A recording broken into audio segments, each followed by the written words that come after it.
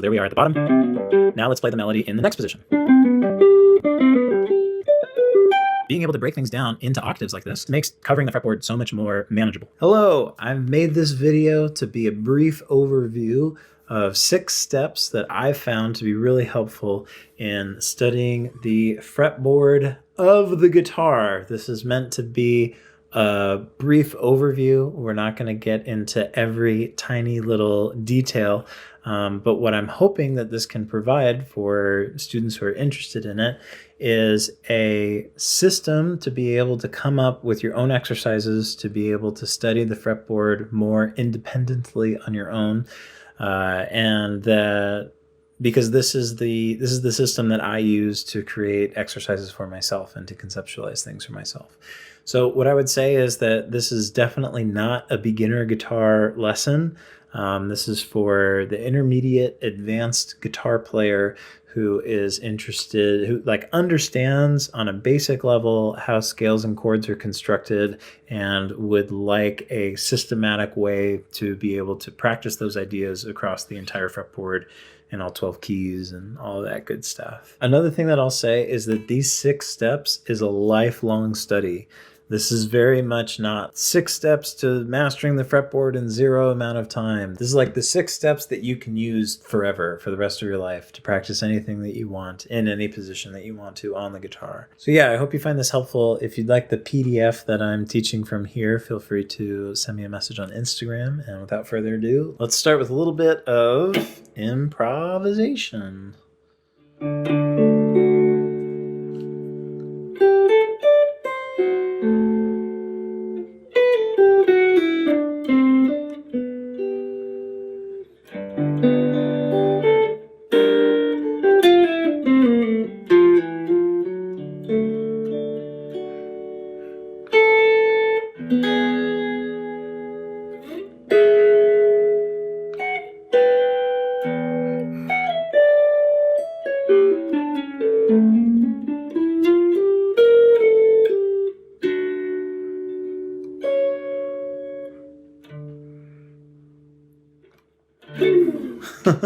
Certainly not, my favorite improvisation ever, but I do really enjoy being able to sit down at the guitar and have no plan and just being able to improvise, in different sections of the fretboard, moving through different chords, sometimes different scales or different keys and things. And this video is a little bit about the structure of how I think about navigating the fretboard and practicing concepts throughout the entire fretboard.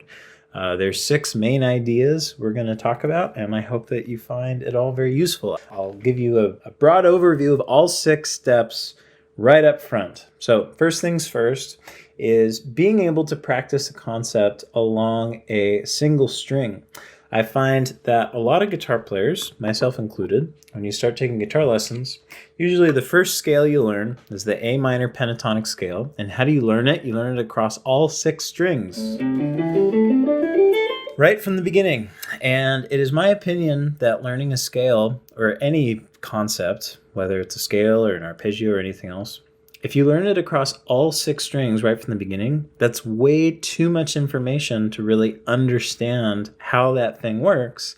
And if you don't understand how that thing works, then it makes it really difficult to put that thing in different parts of the fretboard and to use that piece of information to be able to create the music that you're hearing in your head, which is ultimately where we want to get to, right? So I found that if guitar players, students or otherwise, can't play an idea, whether it's a scale or an arpeggio or a melody, if they can't play an idea on a single string, then they probably don't understand it nearly as well as they think they do. So that's why playing things across a single string is step number 1. Playing things across 2 strings would be step number 2. Step number 2 is very helpful so that we learn how to not take for granted the intervals in between each string set. But admittedly, step number 2 is a little bit difficult to practice, and I'll tell you why as the video goes along. Now, step 3 I think is maybe the most valuable and most important step. So I'll tell you right now from the get-go. Steps 1 and steps 3 I think are the most like bang for your buck. So step 3 is practicing an idea within an octave over the span of 3 strings. Step number 4 is we're continuing with this theme of playing within an octave, but this time we're orienting ourselves across 4 strings, and I'll explain more later about what that looks like. Once you've completed steps 3 and 4, now you have the 7 positions on the fretboard where you can play an octave without utilizing open strings or anything like that. And I think that viewing the fretboard in 7 octave positions, I think that's the most powerful way to view the fretboard in my humble opinion. All right, step 5 is the cage system, which I think almost everyone has heard of the cage system, and mostly I find that students and guitarists who I speak to really don't have a very good functional understanding of how the cage system works, largely because people talk about the cage system in terms of shapes. And that's a fine way to introduce the cage system, but if you think about the cage system in terms of a rigid shape on the fretboard, then it makes it really difficult to alter that shape to fit your needs. For example, if you learn it with a major shape, but you're playing over a minor chord, how do you change that major thing to a minor thing? And so on and so forth. And it can get a lot more complicated than that. But that's why I find it helpful to think of the cage system in terms of neighborhoods. So instead of thinking of like a rigid shape on the fretboard, think about the section of the fretboard as a neighborhood where all these scale degrees live.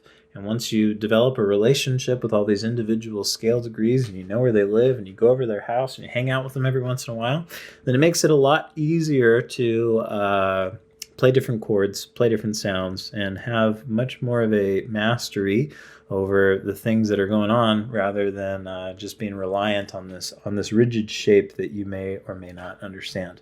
Now, step 6, admittedly, I personally don't use it very often, but a lot of guitar players like to see the fretboard in, I'll call it a 3 notes per string method, which kind of, for lack of a better term, stitches the different caged neighborhoods together.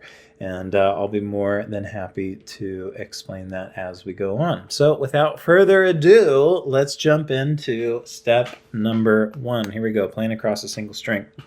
And we're going to use a very simple example of a G major scale. Now, the major scale is constructed with a very specific pattern of whole steps and half steps. And again, if you want to get the most out of this video, you should probably already know some of those more basic concepts.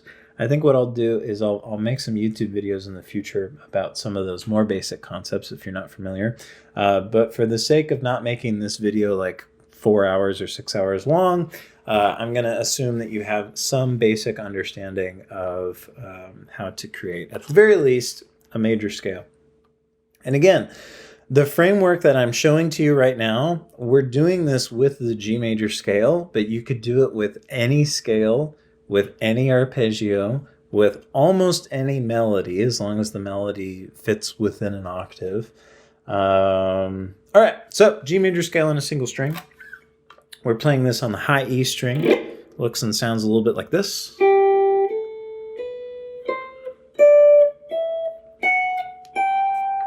Let's try that together. This time I will show you on the big view. Here we go.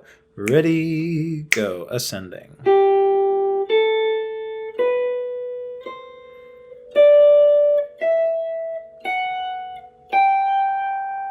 Nice. Pretty simple, right?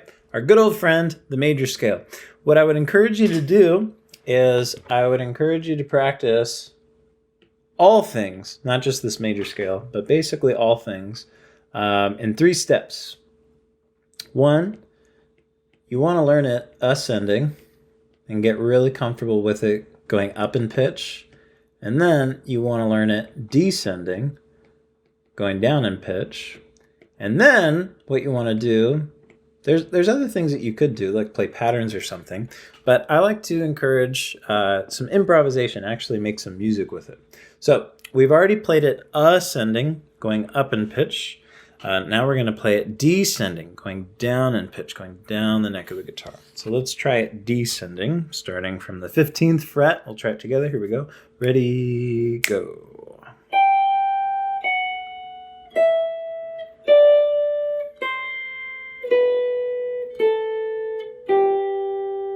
Nice. Once you get to the point where you have that memorized and you can play it really, really comfortably, ascending and descending at different tempos with a metronome, then you can start to make some music with it. You can make a little melody, improvise, and have some fun. Maybe something like...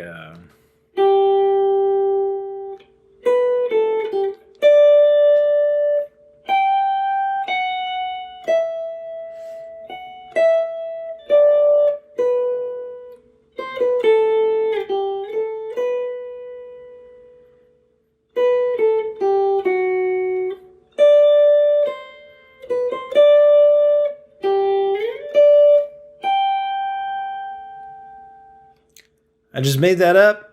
It wasn't like the most amazing melody I've ever played. You know, that's not going to win me any Grammys or anything. But at the very least, I learned a concept. I got comfortable playing it on the fretboard, and I made some music with it. That is kind of the key. That's like the real main point I'm trying to get across here, is that when you learn a new concept, whether it's a scale, whether it's an arpeggio, whether it's a riff, whether it's a new chord progression, whether it's a chord voicing, whatever it is, you get comfortable with the thing. You get to the point where you can at the very least play it, right? Because if you can't play it at all, you're not going to make any music with it. Once you can play it reasonably, ascending and descending, play it, and you know, whatever applies to that specific instance. Once you can reasonably play the thing, try to make some music with it. See what happens. Alrighty, let's carry on. So this is the G major scale on a single string. And when we play the G major scale on the high E string, it fits really, really nicely on the fretboard. So let's discuss an instance where it might not fit super, super nice on the fretboard. Oh, another thing that I should mention is that the reason that I have these numbers here inside of the circles is because the numbers refer to the scale degrees. And the concept of scale degrees is really simple. The root of the scale would be the first scale degree. The second note of the scale would be the second scale degree. The third note of the scale would be the third scale degree, and so on and so forth.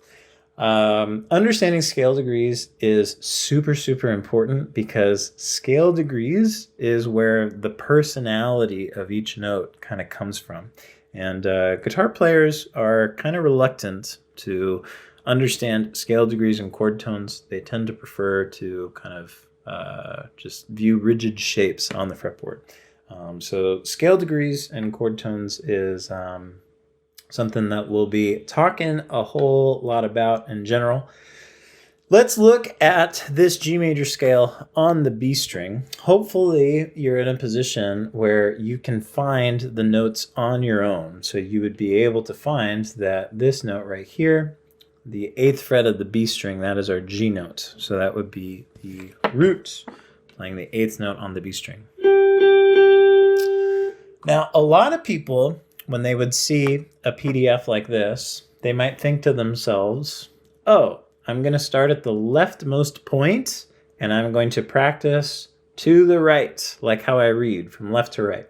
I would not encourage you to practice everything from left to right. I would encourage you to practice everything from root to root, especially in the beginning when you're getting comfortable with the new concept. So I would start on the root, which is technically the middle of the fretboard, right? So start on the root, which would be the 8th fret, and then we can practice ascending.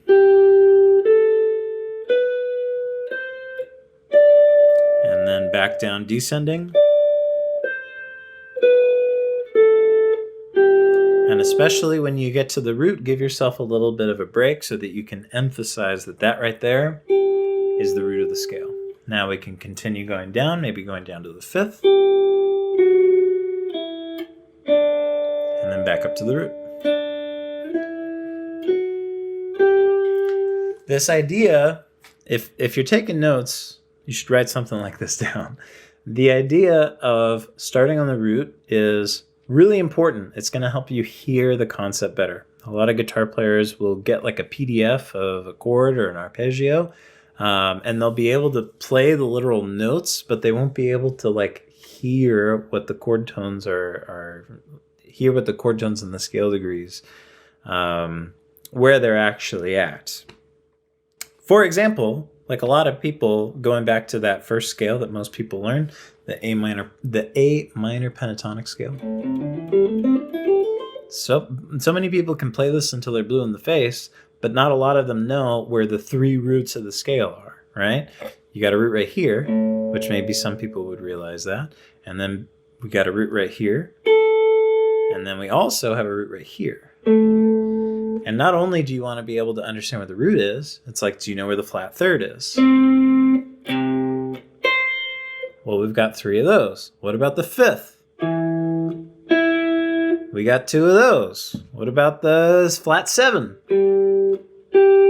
We got 2 of those. You know, it's really important to be able to understand, have a relationship with these notes so that you can start to play things in a musical way instead of just having a visual relationship with the fretboard. Because our ears hear the scale degrees and the chord tones.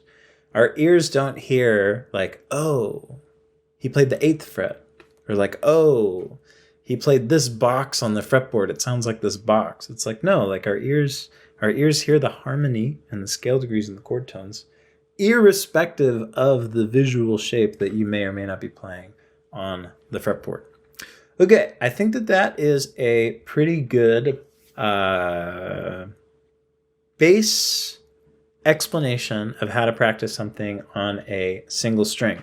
So like I said, this example is the major scale, and you can do that across any of the strings. You know, you could find the G on the D string and do it on the D string. You can do it with the G minor scale if you know how to construct a minor scale. You can do it with a G major 7 arpeggio. Oops. See, I gotta practice that one.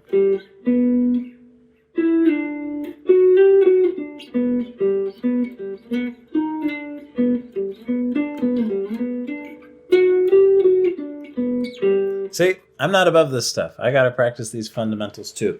But the idea is that if you feel like you understand a concept, or if you're certain that you don't understand a concept as well as you could, then try practicing that thing on a single string.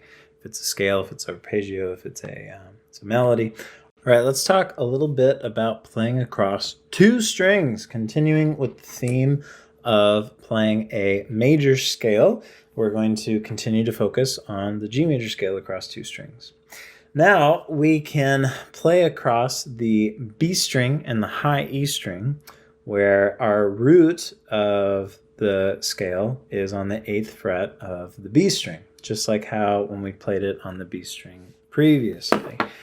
So just so that you guys can see what this looks like, right here on the 8th fret of the B string is our root, and I can play these 5 scale degrees just like this.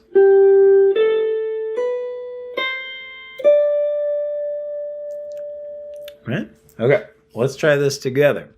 We'll try it ascending and then descending. Here we go. So ascending first. Ready, go.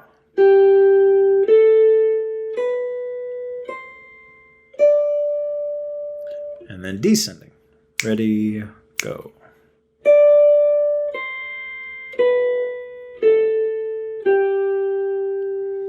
Very good. So remember, after we did the single string, one idea that I want to press upon your mind and your soul is to get to the point where you can play it comfortably and then make some music with it. This video is not like a short-term learn the fretboard in a short amount of time kind of thing. This video is the structure for how you can spend the rest of your life studying stuff on the fretboard, is moving through these 6 steps. Okay, obviously there's other positions where we can play.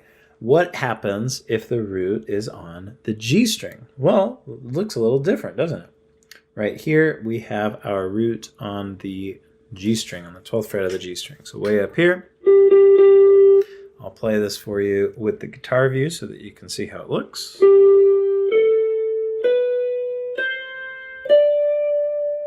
Right? So the shape, it looks similar, but it looks a little bit different. Why is that? The reason why is because the distance in pitch between the G string and the B string is different than the distance in pitch between the B string and the high E string. And these are the kind of fundamental concepts that a lot of guitar players don't have like a real strong understanding of. I don't have the time in this video to properly explain what this difference looks like, but basically the distance between the G string and the B string is a major third. The distance between the B string and the high E string is a perfect fourth. And because of this difference in the distances, it's one of the reasons that makes the guitar so easy to kind of like pick up, but very difficult to understand a lot of these music theory terms on the fretboard. But because of the difference in these distances, that's why these two shapes look a little different on the fretboard. So that's 2 different positions where you can play 2 strings. Obviously, there's more. This is an example where our root, the G, is on the D string. And this one looks and sounds like this. We start on the 5th fret of the D string, and we can play. So there's a couple different positions where we can play across 2 strings. The first one we did started on the B string. Then we can play starting on the G string. Then we can play starting on the D string. Then we can play starting on the A string. We can play starting on the low E string. So specifically, there's 5 different places where we can kind of do those 5 scale degrees. And I would encourage you, with no matter what concept you're looking at, whether it's a major scale or an arpeggio or whatever else, to practice some stuff in just 2 strings. Limit yourself. I think it's really helpful. The tough thing about practicing across 2 strings is that you're not going to be able to play the entire octave. You're not going to be able to play all of the scale degrees. So that makes it kind of a little difficult. I would actually say that sometimes it's good to spend some time on step 3 and then come back to step 2 and kind of drill even further into it. So speaking of step 3, let's move on to step 3. I have some stuff to draw on my iPad, so I'll see you in just a second. All right, let's talk about what, in my opinion, I think is the most important and most kind of fruitful step, practicing within a single octave across 3 strings. What the heck does that mean? Well, the first thing we have to have an understanding of is how to play an octave. I'm not going to explain exactly what an octave is, but what I can tell you is that it's the distance in between notes where the name of the note repeats. So, for example, this note right here, the name of that note is G. And then this note right here, the name of that note is also G. And that's what happens when we play an octave.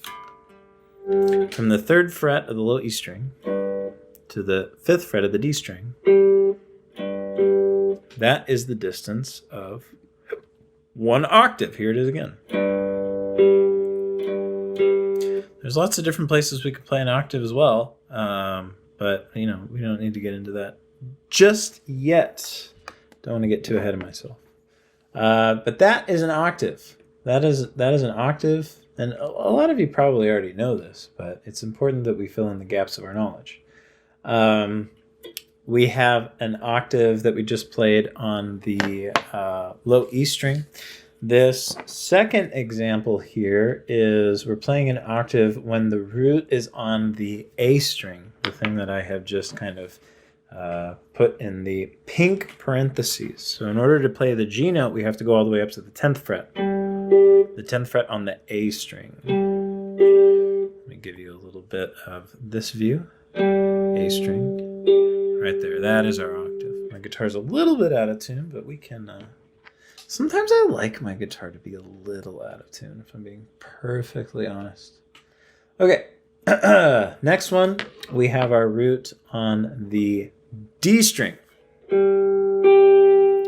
which we play the 5th fret of the D string. That also gives us an octave. I'm sorry, a G note. 2 G notes, right? So those are the 3 octaves that we're going to start focusing on. The one on the low E string, the one on the A string, and the one on the D string. What we can already see is the one that starts on the D string. That shape looks different than the other 2 shapes, right? Why does that shape look different? Because of what we had explained previously, that the distance between the G and the B string and the distance between the B string and the high E string is a different distance. The fact that one of them is a major third and the other one is a perfect fourth, the fact that we have a discrepancy between the distances of the strings, that's what means that's why our shapes change in different positions on the fretboard. Again, maybe we can get into that a little more in future videos, but for now, we're just doing a little bit of an overview. So now that we know how to play an octave in these 3 positions, what we're going to do next is fill in the octave so that we have the notes of a major scale. So you can see that we have our octave playing on the low E string, right? If we take the information here and we just go right down, this is what it looks like when we fill in. Oh, I must have done this on the wrong fret. Let me rectify the situation. This is what happens when we fill in the rest of the notes for the major scale. I guess one thing that would have been helpful for me to do earlier as well is to give you guys the orientation of the chord boxes that we're looking at here. I know sometimes these things can be a little confusing. So we've got the low E string, we've got the A string, we've got the D string, we've got the G string, we've got the B string, we've got the high E string, right? Which means that this right here would be the 1st fret, the 2nd fret, the 3rd fret, the 4th fret, and the 5th fret. So that's why when I've written this 10, that means that happens at the 10th fret. That's what that 10 means. Okay, let's play this major scale. I'm going to put some parentheses here in pink. Let's play this major scale that starts on the low E string. Looks and sounds like this.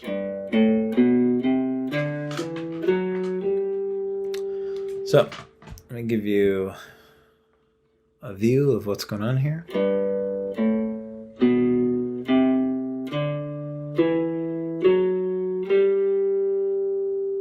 So that right there is the one that starts on the low E string. Again, you want to go through those 3 steps. Get comfortable playing the notes, ascending and descending, then make some music with it, make some melodies, have some fun. All right, now we can look at the scale within the octave that starts on the A string. So in order to play this one, we got to go up to the 10th fret of the guitar. Maybe I'll give you this version so that you can see exactly where my hand is.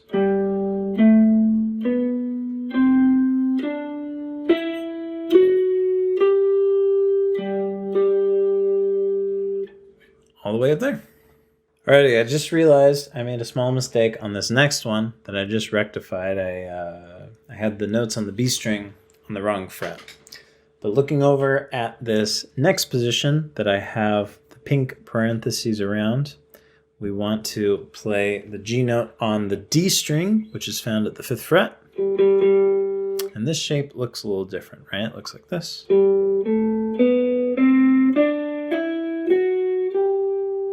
So let's try that one together, looking at the scale shape. Let's try it ascending. Ready, go.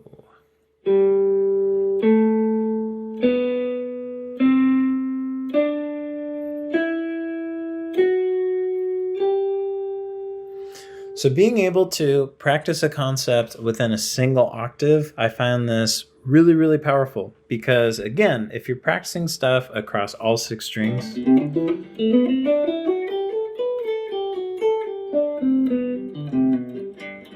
like it's just way too much information to really understand what's going on. But if you just restrict yourself to a single octave, it's a lot easier to be able to conceptualize primarily where your roots are. It's like, okay, here's a root. Okay, here's a root. Where's my 5th? Here it is. Where's the 7? Here it is. Where's the 6? It's a whole step below the 7. Where's my 4? Let's resolve it to 3. Back down to 1. You know, it's if you have a smaller chunk, you know, what's the phrase that people say, like, you can't eat an elephant in a single bite or something like that. Think about the entire fretboard as an elephant, and you want to take it in little bite-sized pieces. Even going back to when we were saying like practicing a scale on a single string, a lot of times even the whole scale on a single string can be too much information. So you want to pare it down to what feels like an appropriate challenge for that day when you're practicing. And that can be a very difficult skill to cultivate.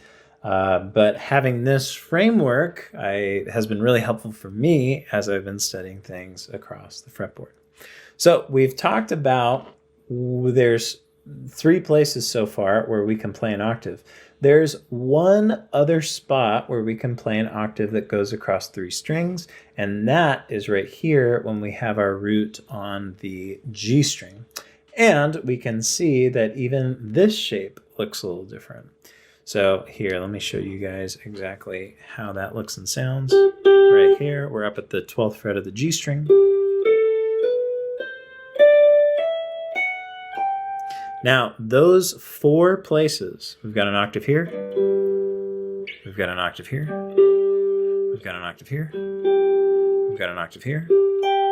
Those 4 positions, I really, really recommend you practice things in those 4 positions. It's super, super helpful. G major scale, which is what we just did.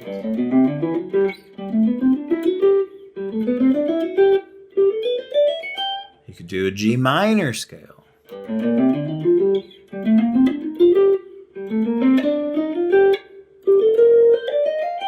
little slower on those ones, right? You could do a G major sharp 11, major 7 arpeggio.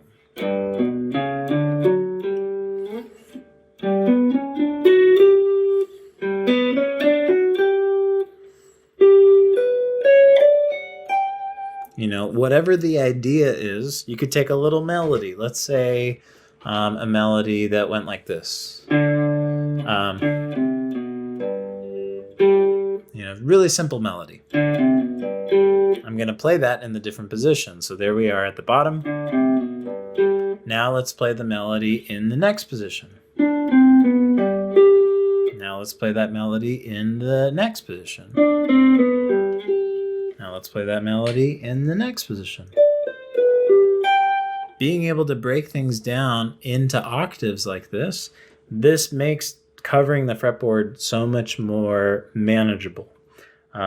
So step 3, I can't recommend it enough. It's super, super, super, super helpful, whether it's scales, chords, melodies, arpeggios, whatever it is you're working on, break stuff down into octaves across 3 strings. Now, in an effort to really understand all the nooks and crannies, step 4 is there's other positions where we can play an octave as well. Let's check those out. Seeing octaves across 4 strings. And this one kind of is a little more difficult for people because instead of having our lower root on our first finger, which is usually the case in the other 4 positions that we just looked at, now largely we're going to have our root in the pinky.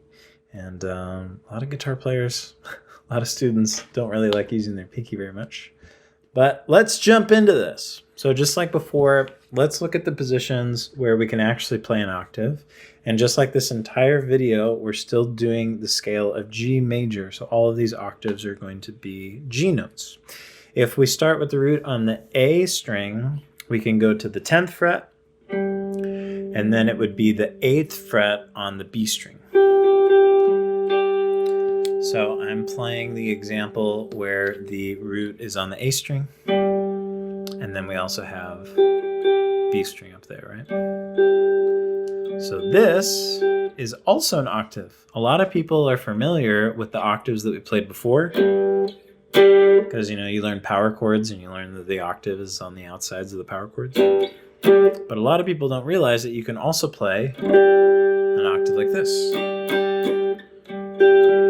And this octave is spanning 4 strings instead of before when we were just spanning across 3 strings. So that is the first example of the root on the A string. If we were to play with the root on the D string, then we would be down at the 5th fret. Give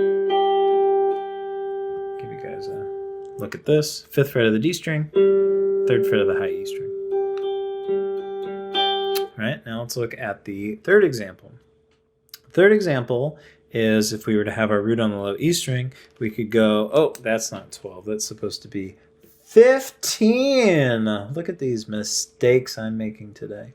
Yeah, that's right, folks. This is all the way up at the 15th fret, which if you don't have an electric guitar, getting that 15th fret might be a little challenging.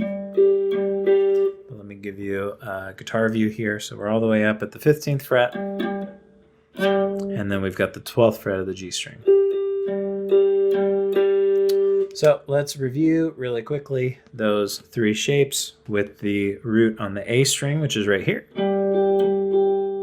our root on the D string, which is right here, and our root on the low E string, which is right here.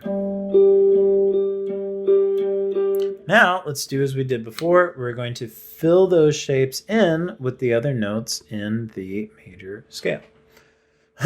Starting with the root on the A string. This one looks and sounds like this.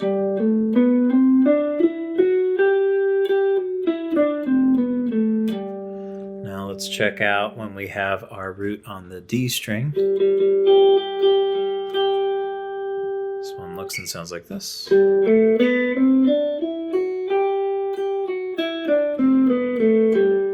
finally, we're gonna, oops, you weren't supposed to see that. Just joking. Now, we have the root on the low E string, which looks and sounds like this.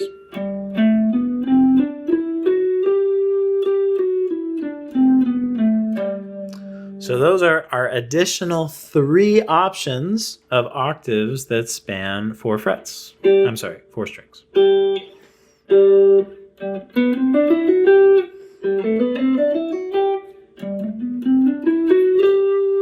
So we have 3 options that we just looked at. In step 3, we had 4 options that we looked at previously. If we put those options together, we have 7 places that we can play an octave on the guitar. So 1, 2, 3, 4, getting lost now. 5, what haven't I done yet? 6, and then I think I missed this one. 7. So those 7 places, you could go up the you could go up 12 frets and play the same shape 7 frets higher or 12 frets higher, but it's going to be a repeat of the shape before, right? So there's 7 unique places where you can play an octave on the fretboard, and I would very much encourage you to practice your ideas through those 7 positions, 7 places, 7 octaves on the fretboard. I think it's really, really important. In my intermediate advanced guitar playing, there has been no other concept that has been more helpful for me studying the fretboard than breaking things down into octaves. Like I've said a million times, practicing things across 6 strings is just way too much information. But these octaves, man, these things will help you out a whole lot. So you could spend a majority of your practice time and your fretboard study with just of these octaves. Now, what happens when you piece some of these octaves together? Well, now we're getting into the caged system. So let's talk a little bit about the cage system. Basically, the cage system is an excuse to be able to cover all 6 strings. From a theoretical and even a practical point of view, practicing within an octave is super, super helpful. But at the end of the day, we do have all these 6 strings, right? So it is nice to be able to have access to all of these strings.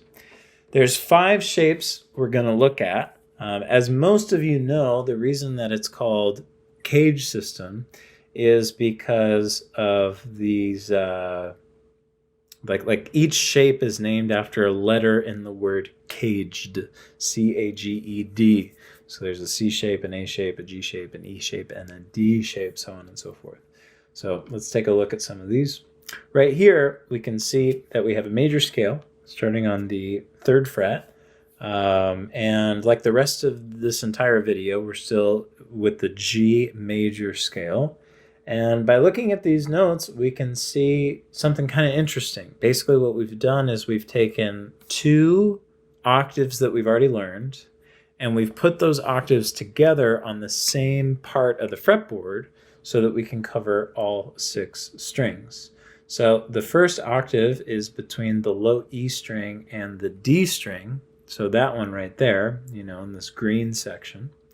Now the next octave is between the D string and the high E string right there in this upper part of the fretboard right there. So those 2 octaves, we've just kind of put them together, and then in notes that exceed the octaves that we've already looked at, I've written those out in green just so that we can kind of differentiate between the notes that we've already looked at and the new notes that we're filling in. So the green notes is we have a 2 all the way up there on the top on the high E string, and we have a 7 below the low E string, just to kind of round out that entire neighborhood right here. So let me play this for you so that you know how it looks and sounds. Again, we're going to start on the roots. We don't just want to start on the arbitrary lowest note that's available to us. We want to start on the roots so we can really hear the scale. And it looks and sounds like this. Ready, go.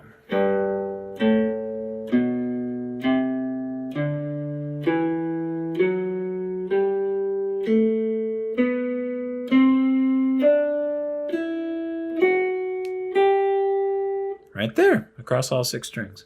I ended on the root so that I could hear that root really, really clearly, right? And for practice purposes, we can play. We've got that 2 above on the high E string, and we've got the 7 below on the low E string. So if I was going to play this, I'd start on the root. If I was going to practice this, start on the root, play the scale. Take a second to acknowledge that this is the root as well. Acknowledge that this is the root. Play above the root and go back down. Go down. Stop right there so you acknowledge it's the root.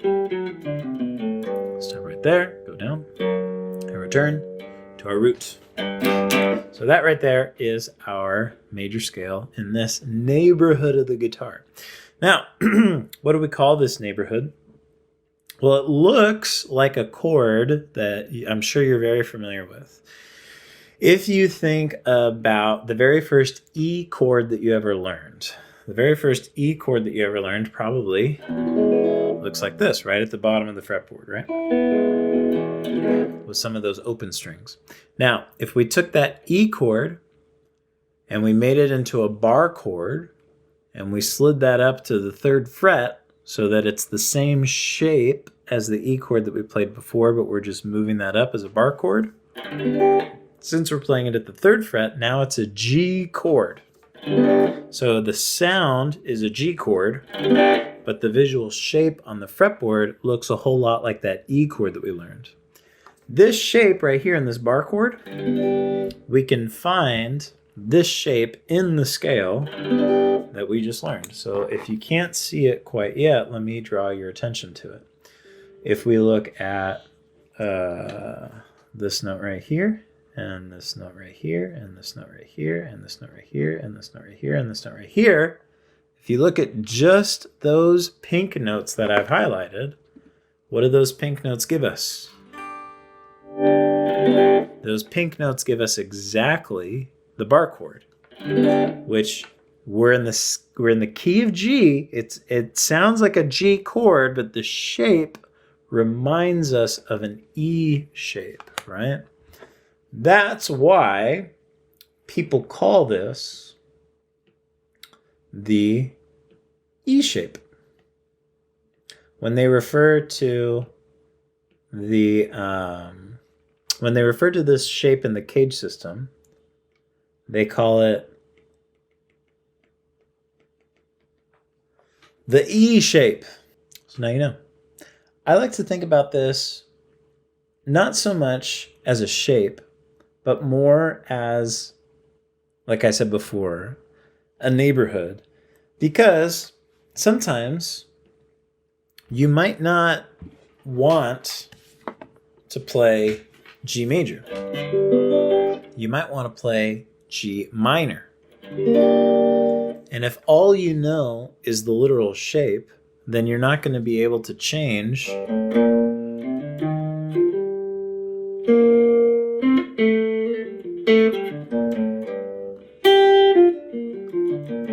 if all you know is the rigid shape, you're not going to know where your third is to be able to change it from minor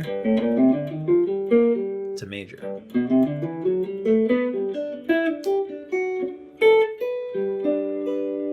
So I like to think about this as a neighborhood where these notes live. And I know that the major third lives right next to the minor third. So when I need the minor third, I know where it lives. When I need the major third, I know where it lives. Same with the major 7. You know, when I need a major 7, I know where the major 7 lives. When I need a minor 7, I know where the minor 7 lives. That way I don't have to, because if you only see things as shapes, then every time you learn a new scale or a new chord, you got to learn a new shape. Instead of, if you think about it as a neighborhood where all these things live, then you really only need to learn the neighborhood once, and depending on the scale or chord that you play, then you just put in the appropriate note for that scale or chord. Also, that was really funny. I said scored, like scale and chord put together. Anyway, the caged neighborhoods. That right there is the E shape. Now, we spent a lot of time explaining this one in particular, so I think we'll go through the other ones kind of quickly. Right here, when our root is on the A string, if we're still in the key of G, which we are, then we would want to go up to the 10th fret. Let me play this for you so that you know how it sounds. And again, I'm starting on the root, right? I'm not starting on the lowest note available, starting on the root. So let's play this together. We'll ascend. Ready, go.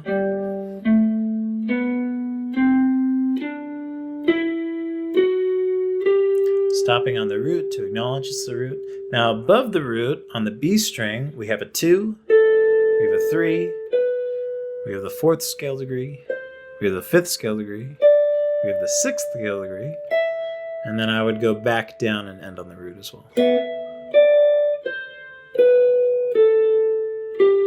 Right there. Now we'll play through our notes within the octave that we're familiar with. Now we can go below, play the 7th scale degree, 6th scale degree. Oh, I made a mistake right here. This should be the 5th scale degree. So our lowest note is the 5th scale degree. 6, 7, and back to the root. Nice. Now, thinking back to our explanation of why the previous neighborhood is commonly called the E shape, what do you think people call this one? Can you see which shape this is? I'll give you a moment to think about it. And as I start to highlight some of these notes here, maybe it'll become ever so clear. So if we take this note, and this note, and this note, and this note, and this note, What do all those pink notes together look like? It looks a whole lot like the very first A shape that you learned, right? Right when you picked up the guitar, the very first A chord that you learned probably looked a whole lot like this. You take that A chord, you make it into a bar chord, you put it all the way up at the 10th fret, and what do you got? You've got yourself a G chord. If I tried to play that high E string, it's a little tough to play, but we've always got this one, this bar chord. So, since this looks like the A chord that we learned at the beginning, a lot of people would call this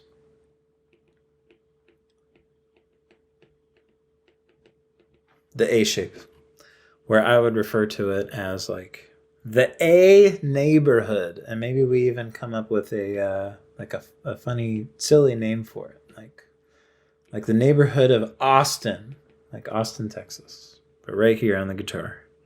This is the neighborhood of Austin. We want to know where all of our friends live in Austin. So I know where the major third is in Austin.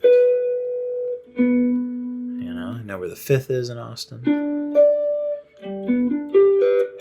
So I can always be able to see my good friend, the perfect fifth, and all the different places that he lives. There's 3 of them. There's 3 perfect fifths in the neighborhood of Austin. I don't know. It's kind of silly to come up with these names, but I think it's pretty fun. So that would be what people refer to as the A shape in the cage system. Let's continue. So here we've got when the root was on the D string. Let me play through this. Actually, no, yeah, we're good. Let me play through this again. We're not going to start on the lowest note possible. We're going to start on the root, which is the 5th fret of the D string. So we'll ascend. Playing above the root, we've got the 2nd, 3rd, and 4th. Coming back and ending on the root. Now we can play down the octaves again. And now we've got a bunch of green stuff below.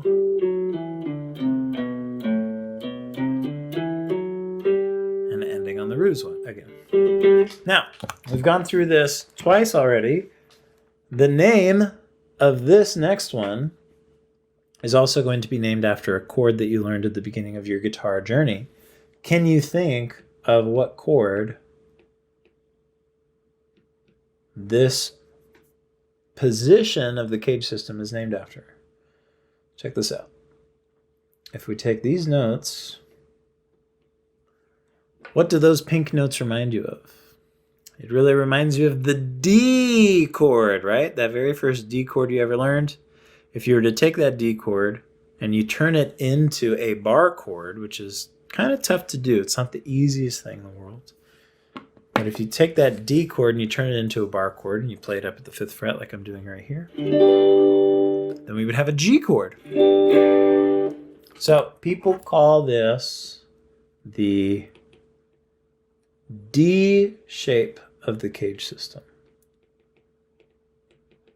The D shape, right? But since we are wanting to have a musical understanding of the fretboard and see these things as neighborhoods, maybe you call it Dallas. I don't know. We could change these names. It could be Detroit. It could be any, maybe you have a neighborhood in your city that starts with a D that you could refer to it as. But thinking about that position on the fretboard, this location, as a neighborhood, and you know where all these guys live.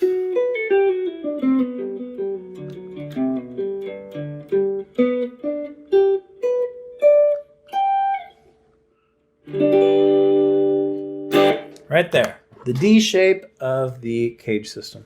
Okay, let's continue. I'm going to do the next ones pretty quickly because I don't want this video to be super long. This one, we have our root on the A string on the 10th fret. Let's play through this together. Ready, go.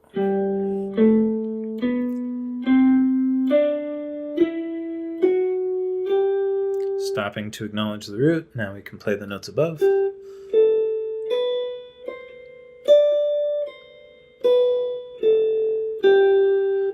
play back down the octave.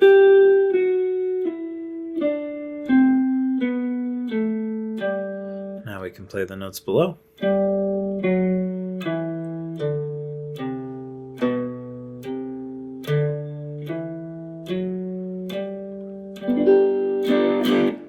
If you can see what shape this is, I'm kind of giving it away already in terms of what people call this thing.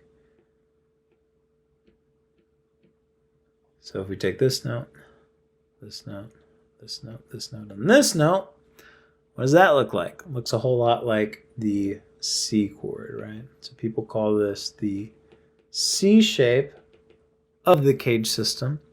But if you're thinking about this in neighborhoods like I am, maybe you call it Chicago. Chilling out here in Chicago. I know where my major third is in Chicago. I know where my minor third is in Chicago.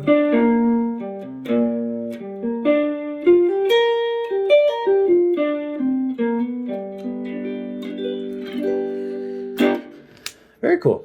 Okay, we got two more up here at the 15th fret. Let's play this together. Ready, go.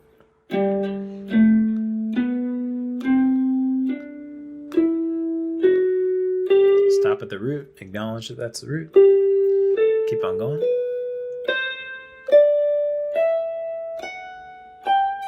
Descending.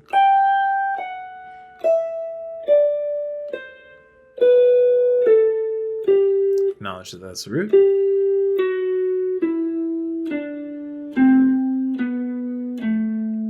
Now we can play the 7th and the 6th below.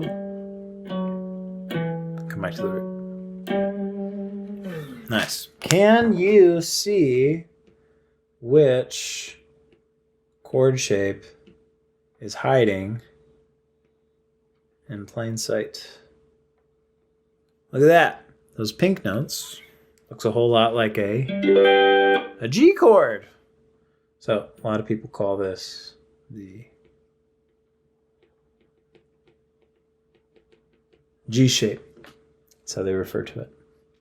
Maybe as a neighborhood, it could be, I don't know, Georgia or something.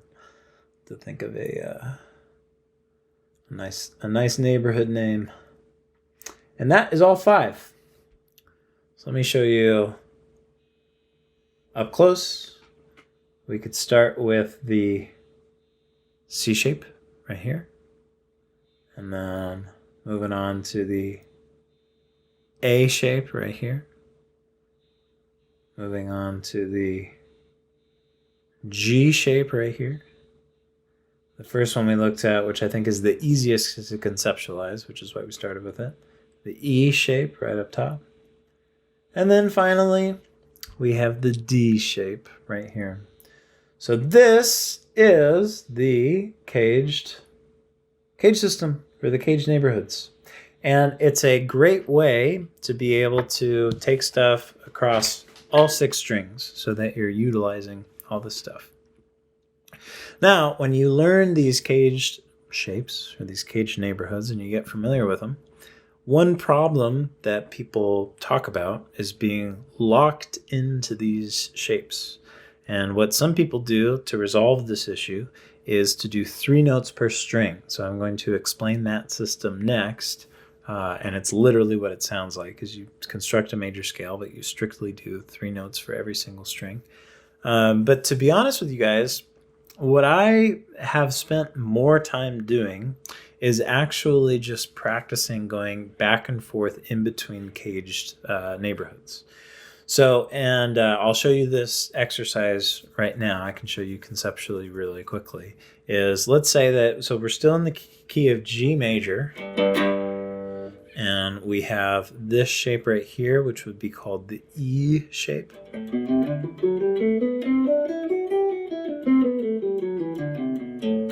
Now, if we went up one neighborhood, then we would be looking at the what is commonly referred to as the D shape.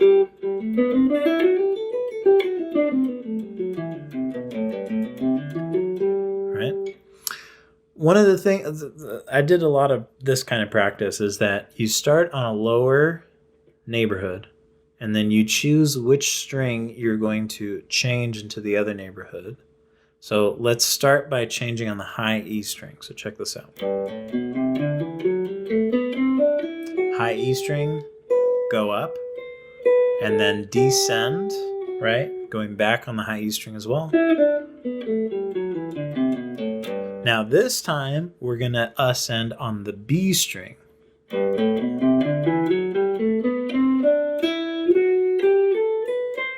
And we're gonna play the rest of it in that neighborhood, that position, and then we're gonna descend on the B string when we go back down.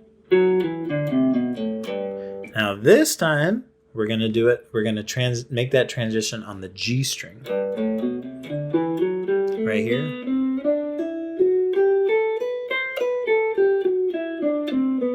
And then I made the transition back down on the G string as well. Now I'm going to do it on the D string.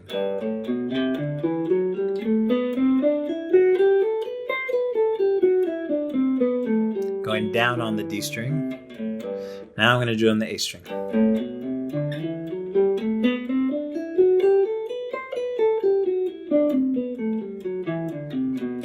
Now you can do it on the E string.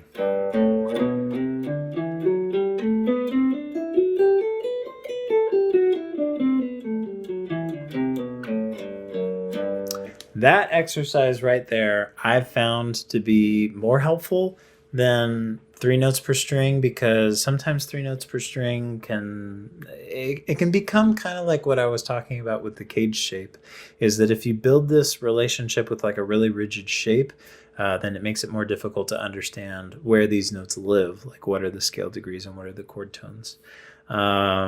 Another thing I think is that 3 notes per string shapes tend to be really popular with guitar players who are very physical and virtuosic, like speed metal or sweep picking or things like that.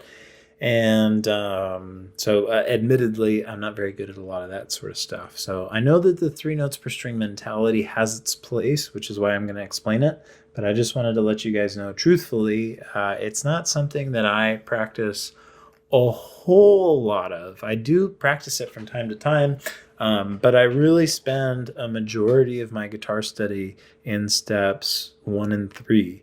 That's probably because I have an understanding of all 6 steps, but steps 1 and 3, that's the stuff right there, baby. Also, what I just explained to you too is you don't have to do just 1 shift. You could do 2 shifts. So let's do this one where I'm going to shift up on the A string, and then I'm also going to shift up on the G string. So check this out.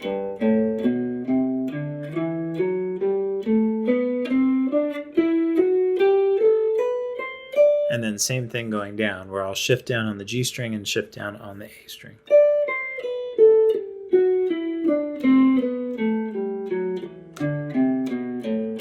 So you can do multiple strings like that and practice all of those iterations, and that gets you moving and shifting and shaking across the different positions, moving in and out of different neighborhoods on the fretboard. Okay, let's talk a little bit about 3 notes per string. As we can see right here, we have followed the rule of very strictly building a major scale and using exactly 3 notes each string. It's just as the name implies, right? So if we focus on the low E string, we've got 1, 2, 3 notes. We look at the A string, 1, 2, 3 notes. Look at the D string, 1, 2, 3 notes, so on and so forth. So let me play this thing for you so that you know how it looks and sounds. You can try it together if you'd like. Ready, go.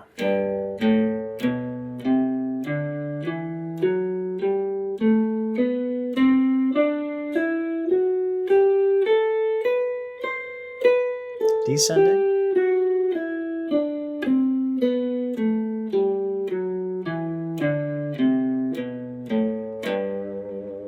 So what I'll say is that 3 notes per string, it helps you move across the fretboard a little bit. You can see that as we are playing through this scale, we're actually changing positions, changing neighborhoods, and moving in a certain direction on the fretboard instead of just staying in the exact same location. So what this is kind of doing by proxy is helping you change from one caged position to another caged position. And like the exercise that I told you before about choosing a string to slide on, I think that exercise is so much more helpful than playing 3 notes per string.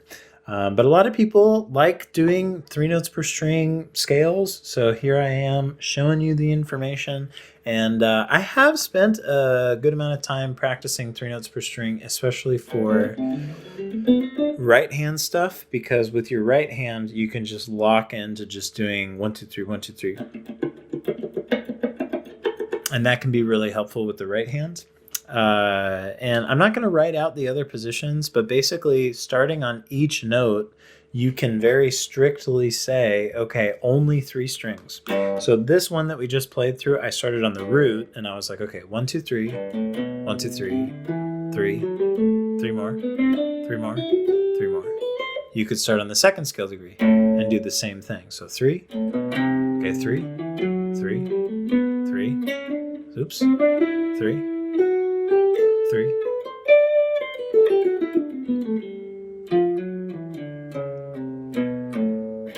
Man, I gotta practice this a little more, huh?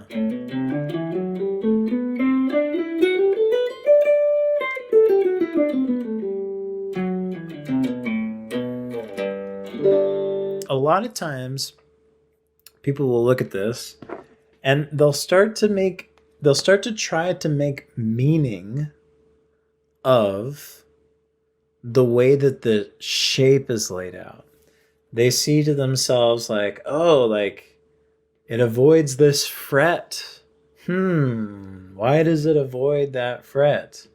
Oh, look at this. It does this entire fret and it stays on this entire fret, and then, you know, this section right here almost looks like it's mirrored from this section over here. And one of the things that I really don't like about the 3 notes per string perspective, and especially teaching the 3 notes per string perspective, is that students fixate so much on the shape of what's going on the fretboard. Like if we looked at those 2 green marks and we tried to make sense of the fact that they were like mirrored from one another, they're completely different scale degrees. You know, on the top, we have the 4th scale degree and the root of the scale. And then over on the other green section, we have the 3rd scale degree and the 7th scale degree. And like I said before, when we hear music, we're not hearing a visualization of the fretboard. We're hearing the actual notes. We're hearing the scale degrees. Da da da da do. You know, if you hear a melody, ba da da da do, you're hearing that as scale degrees. Let's see if I can figure out that scale degree. Da da da da do. 1 7 3 2 1 3 1 5. Oh, it's just 2. My bad. So I didn't do that exactly correct. I'm here making mistakes. But the idea is that when you hear that melody, da-da-dee-da-do, you don't hear a visualization of the fretboard. You hear the scale degrees. 1 7 2 1 5. And if I have a relationship with the fretboard where I'm thinking in scale degrees, then I can play that melody wherever the heck I want to.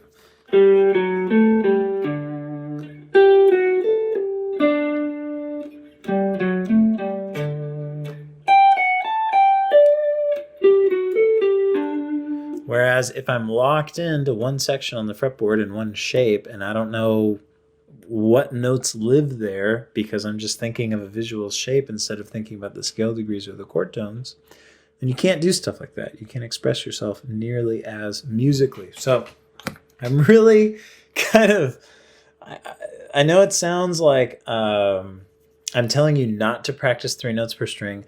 I'm not saying don't practice 3 notes per string, but maybe what I am saying is don't only practice 3 notes per string. I think a lot of guitar players do that.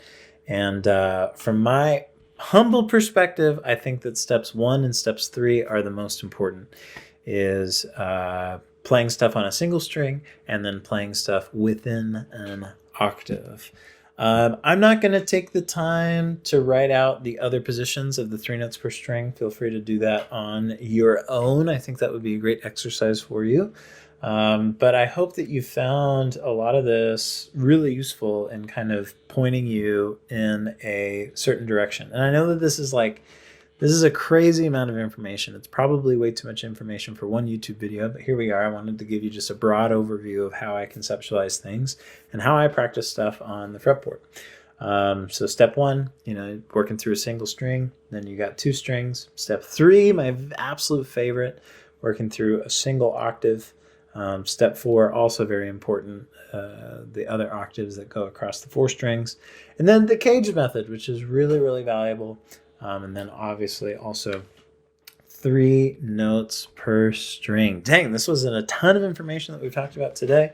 Let me know, drop a comment if you'd like me to discuss anything specific, but I'm excited to make some more YouTube videos. And if you disagree with anything that I've mentioned so far, or if you've found something helpful that I have not yet found helpful, feel free to let me know. And if you'd like this PDF or you'd like some one-on-one support, feel free to send me a message on Instagram, and I'll see you in the next video. Alrighty, guys. Bye.